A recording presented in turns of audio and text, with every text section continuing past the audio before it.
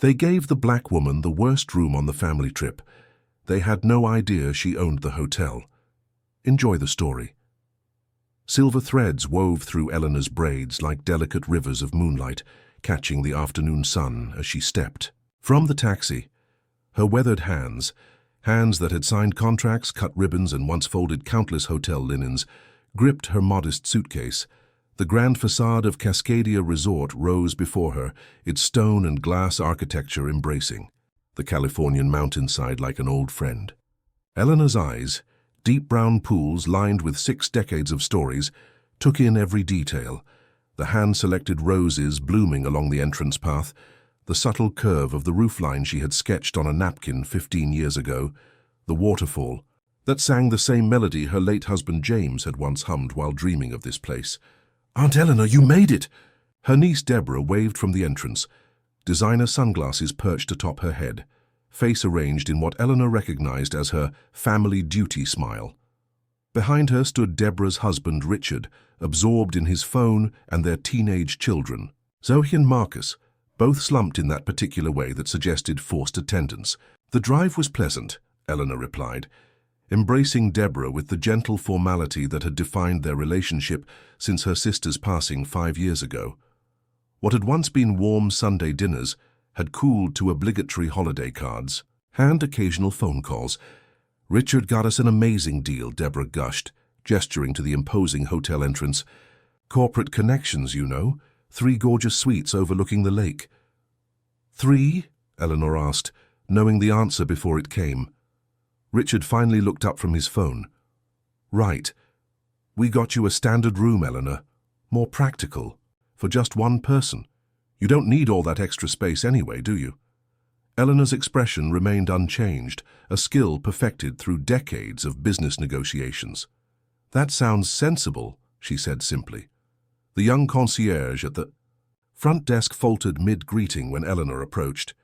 Recognition flashed in his eyes. "Mrs. Winters," he began before Eleanor subtly raised her finger to her lips. "Just checking in with my family," she said quietly.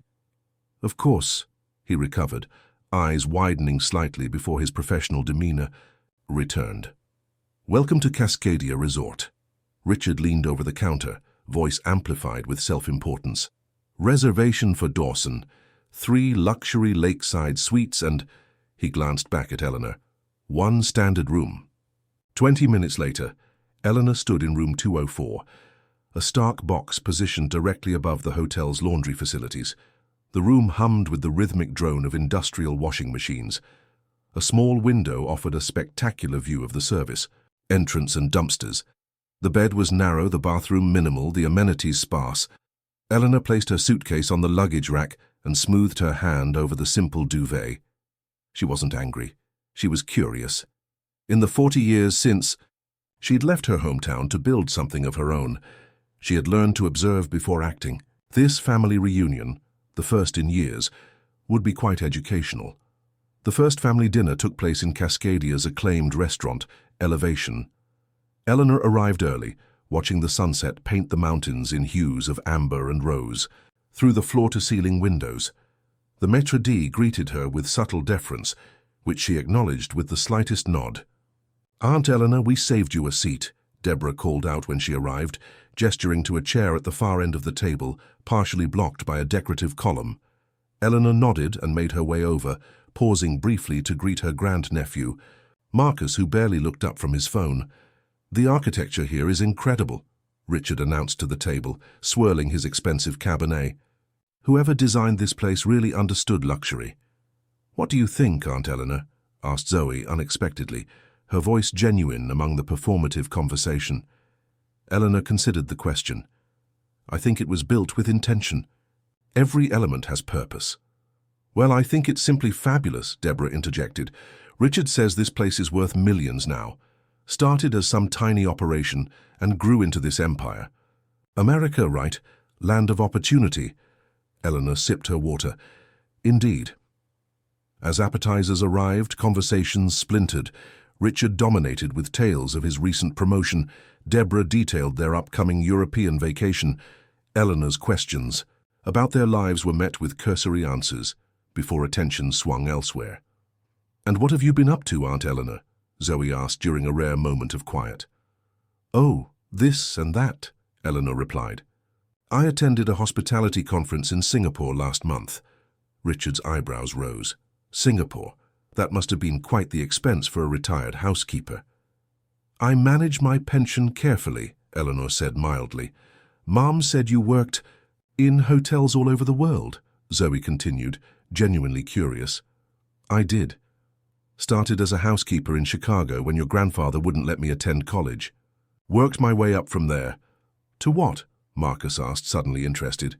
Eleanor simply smiled. "To here." Later that evening, as Eleanor returned to her humming room, she noticed a young woman struggling with room service trays outside a nearby door.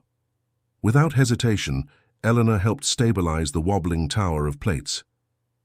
"Thank you, Mom," the young woman said, relief evident in her voice. "I'm still new here." "Everyone starts somewhere," Eleanor replied warmly. "What's your name?" "Jasmine, Mom." "Well, Jasmine, you're doing just fine." As Jasmine walked away, Eleanor noticed Richard watching from the hallway to the luxury suites, his expression puzzled at seeing his wife's aunt chatting amiably with the staff. "Always the housekeeper, huh?" he commented with a chuckle as she passed. Eleanor's smile remained unchanged. Some habits become part of who you are. By the third day, patterns had solidified. Eleanor was invited to activities as an afterthought. At meals, her insights were politely ignored. When she mentioned meeting the head chef during breakfast, Deborah laughed. "Oh, Aunt Eleanor, I'm sure that was just a line cook." That afternoon, Eleanor sat alone by the lake, watching Marcus skip stones across the glassy surface. His parents were at the spa, and Zoe was attending a resort yoga class. "Mind if I join you?" Marcus asked, surprising her. "Please do." Eleanor patted the bench beside her. They sat in companionable silence before Marcus spoke. "This place feels familiar somehow, like I've seen it before." Eleanor studied him. "Perhaps in photos." "Maybe." He skipped another stone. "Mom says you've worked in hotels your whole life." "That's true." "Did you ever want to do something else?" Eleanor considered the question. "I wanted to build something that would last, something that reflected my vision of hospitality, where everyone feels equally valued."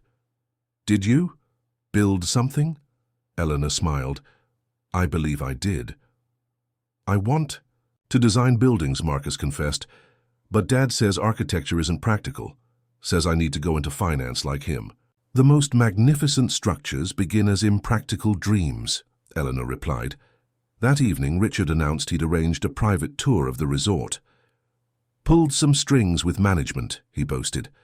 "We'll see areas usually off-limits to regular guests." The family gathered in the lobby where the general manager himself awaited them. Mr. Phillips was a distinguished man in his 50s who maintained impressive composure when he spotted Eleanor among the group. "Welcome to our behind-the-scenes tour of Cascadia," he began professionally. "This resort has a fascinating history I'm sure you'll appreciate." As they walked, Phillips explained the resort's sustainable design, its local partnerships, and its foundation supporting education for hospitality workers. At each revelation, Richard nodded knowingly, as though personally responsible for these innovations. "And who founded this place?" Zoe asked. "It feels so intentional." Phillips glanced at Eleanor, who gave an almost imperceptible nod. "The Cascadia Resort was the vision of Eleanor and James Winters," he stated. "They built it 15 years ago after developing successful properties across 3 continents." Silence fell like a dropped curtain. "Eleanor Winters," Richard repeated, looking between the manager and his wife's aunt. "Yes," Phillips continued. "Mrs. Winters is the owner and chairwoman of Cascadia Hospitality Group, which operates 7 luxury properties worldwide." All eyes turned to Eleanor, who stood perfectly straight, hands clasped before her. "Aunt Eleanor," Deborah whispered, "you own this place?" "I do," Eleanor confirmed, her voice neither triumphant nor accusatory. "James and I built it together. After he passed, I continued our vision." "But you never said anything," Richard stammered. You let us put you in that terrible room by the laundry. I've stayed in every room of this hotel, Eleanor replied calmly. I wanted to understand this family reunion from a different perspective. The revelation transformed the evening into something raw and honest. Over dinner in Eleanor's private dining room, a beautiful space overlooking the waterfall, barriers crumbled. Why didn't you ever tell us? Deborah asked, tears threatening. You never asked, Eleanor answered simply.